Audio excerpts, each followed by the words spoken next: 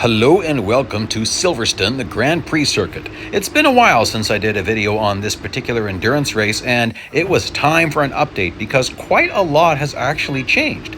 Today, my target will be 133.79 kilometers. Why that much? Because that should get me just over the 250,000 mark. I haven't tried that exact number, so we're just going to see what this is like. Now, to do this, you have to do this. Off-track cutting. You have to do this if you want to have an endless endurance race, meaning that I will go as long as I want to go. It won't end based on the cars getting too spread out. The secret to that is you must pass 42 cars, and that rule is the same everywhere in the game. So the trick is pass 42 cars quickly enough so that you can catch that 43rd car, which is the first car after the Perpetual Point. Now you need to do that before your timer gets too low or you just won't be able to refill it, and you'll see what I'm talking about here. So you gotta really know how to maximize this car, and we're gonna do a lot in this video.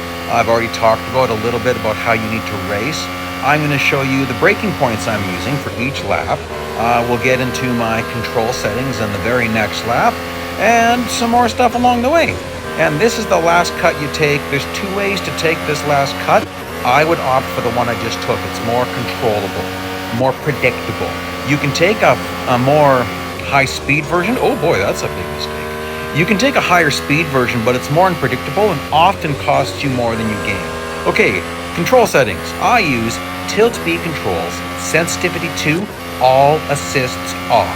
For racing like this with cuts this big, you really need all assists off. Steering assist will fight you to stay on track. Brake assist will be coming on when you don't want it to, and traction control will also mess you up, especially when you're sliding around like that once in a while. Sensitivity, that's a personal choice. I like sensitivity 2. I know other people who like sensitivity 0, other people like sensitivity 10, everything in between. I've raced with all sensitivities. My standard setting is 2. For certain cars like the McLaren MP4X, I use sensitivity 0. For certain Aston Martins, I use sensitivity 1. Don't really know why, just feels comfortable for those cars. Now, coming into Stowe here, very short braking point, and then heading into the last chicane. I'm on the brakes a little bit early so I can get off track and then get back to the throttle. Don't like to step out like that, but not a big deal. You gotta race clean. Don't get damaged until at least after the Perpetual Point. That was really close. Gotta get on the brakes a little bit early here so you can control this cut. Now, here's something super important, and that is it no longer matters how many cars you pass when you are off track. Okay, that's a critical thing, because that's what used to make this race take longer, is that you couldn't pass more than 4 cars while you were off track. If you passed more than 4 cars, the game would get confused and would think that you were one of the disappearing cars. 5 seconds later, the game would crash and you would lose all of your efforts and make nothing. So that sucked. Well, it no longer matters. It somehow fixed itself along the way. Now you can pass as many cars as you want to while off track. So that means we can plow through that first cut without really worrying about it. And I've tested this pretty extensively. I passed at least 7 cars off track once and no consequences. Now, that last cut there. The reason why it's better to take it a little bit slower is that you're off track for very little amount of time. And if you take a look here as I'm about to take this cut, you watch, my distance turns red, like that, and red again. Red means you aren't earning anything. That is the penalty that I'm choosing to accept. So no M dollars and no fame while I am off track. But that's okay, because it affords me the chance to run forever. And you really could, like if you were to do this on a bonus fame day, it's actually surprising how much fame per minute you earn at this race. The downside is you can never hire the agent. So I'll tend to run this race when I want to get double duty, like get good M earnings and good fame earnings, but I'll wait till a bonus fame day, one of the lower ones, like the 30, 40, 50%. For bigger bonus fame days, I'll run the MP4X at Le Mans because that is the highest paying race you can run in this game. It's just ridiculous. The fame pay is amazing. It's a pretty hard race, but it's been getting easier and easier for me. I've now gotten good enough that I can keep going even after damage. And this race, you can definitely keep going even after damage. Now, I'm about to catch the Perpetual Point, just the tail end of it, right there. So, often, before I got better at this track, I wouldn't be catching the Perpetual Point till the next lap, which makes it very difficult. So, one of the big changes is bot behavior. We no longer have what I used to call Ghost Nitro, and that is, you'd pass a Ghost and it would seem to get a turbo boost. It was really bad in these Formula 1 cars because of our rate of acceleration. Now what happens is, the cars decelerate most of the time. Once in a while, hitting into a corner, they seem to just get turbo power. Well, they don't. They just don't go on the brakes and they go kamikaze off the track or hit you. So you got to be a little bit aware of that. But the trick is when you are, I'll show you the corner. You got to be very careful heading into a certain corner here after the Perpetual Point, because you'll end up passing cars while you were off track, and because they're slowly disappearing, you won't necessarily know. Okay, this is the breaking points lap. So, coming up right here, we'll do some freeze frames. I'm getting on the brakes right here, and then you'll notice I feather a little bit. Here's where I'm really getting back to the throttle though, and watch getting back into traffic. You got to be aware of where those bots are going to be. Second green mark here is where I'm going doing my off track. Don't want to be on the brakes at all here, just lift to gain control. So there I'm lifting a little bit or else I'm going to go flying off here. Not on the brakes for a while yet. So this is Cop's Corner. This is a wonderful corner, full throttle here.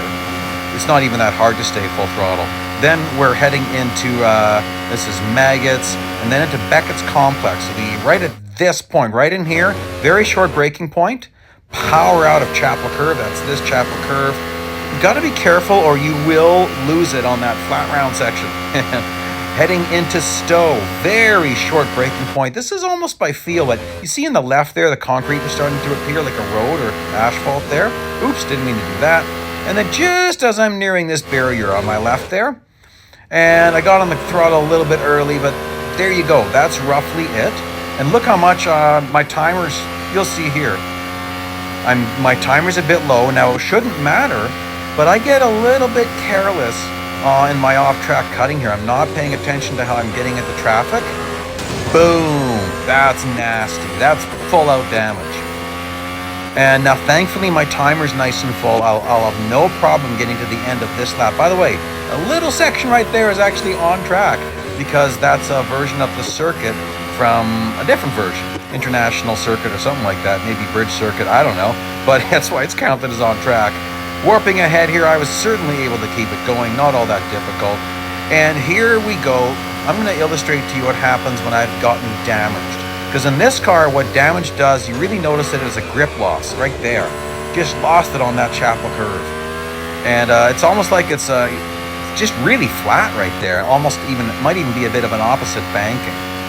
But my timer was okay. You gotta, in this race, if you do lose it anywhere, be really careful not to lose it twice in one lap. You just can't afford to do that in this race.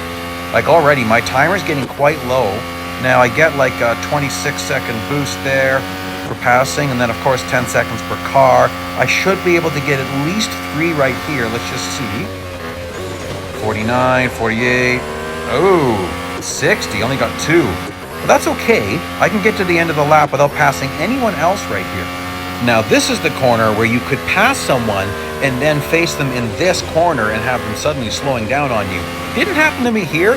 It did happen to me more so when I was doing the Apollo car, doing an endless endurance race here. I released a video for that. It happened to me often there. Okay, so we're coming up on the end of this race. According to my math, I think 133.78 could be perfect, but I'm a little bit nervous of taking it that close. Now we're going to take a quick look at my damage here, because that's one way you can tell if you've got heavy damage. See my wing, my front wing there? That tells you that you're going to be losing some grip and your braking points and that are a little bit off. So there we go. We're going to get into the earnings and see how close did I cut it. Actual race time, that's very important. That's how we calculate fame per minute. Look at that. 23.95 on 50% bonus fame day. 15.97 without though. Like that's massive fame earnings. And M dollars per minute, that's pretty sweet too. So, here's some other videos you might find interesting. Please like, please subscribe, and race you later.